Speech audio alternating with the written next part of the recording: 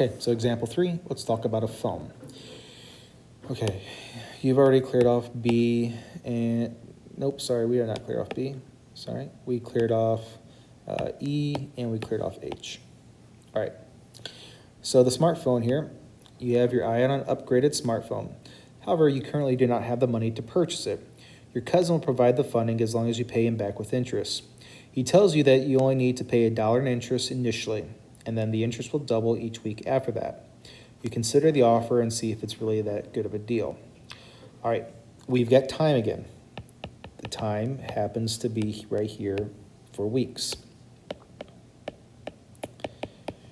Then after that, what's going on here? Interest is money. In this case, it's something you have to owe, just like if you take out a car loan or a home loan or a credit card and get charged interest. So interest in the units that we're talking about is dollars. So let's think about this.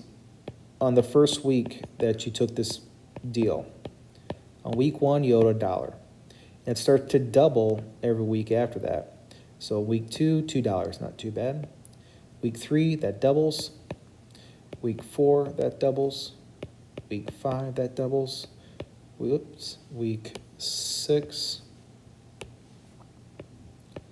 that doubles. Week 7, it doubles. Week 8, okay, it's getting pretty large pretty quick.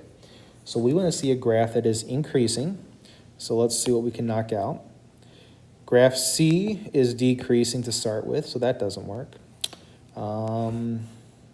Graph D was decreasing, so we can knock that out. And then the other ones, okay, well, graph F, it increases but then decreases, so we're not doing that.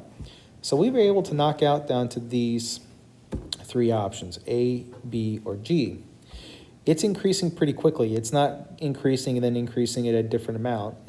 Sorry, I shouldn't say increasing at a different amount, but it's not got increasing and it stays constant, kind of flat lines, and it's not increasing once and then just increasing at a little bit higher rate. It's increasing at a very, very high rate. And then on graph A, it also flattens out. So the choice that we're going to use then is graph B.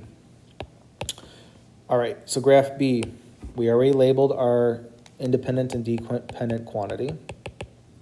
That's the y-axis and x-axis.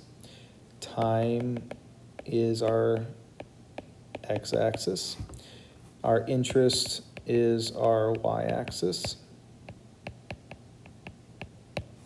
So let's see. We can go by week because that's what we are talking about. And then for our interest, going by a single dollar is not going to work because eventually by 8 weeks, we're going to be up to $128. So I think you can make a couple different options here for the Y scale. I'm going to go by tens. I think the book recommends by tens.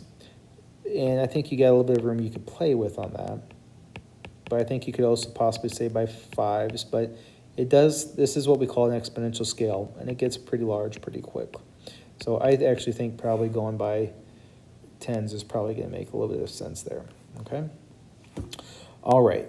That's where I'm going to pause it and upload this one.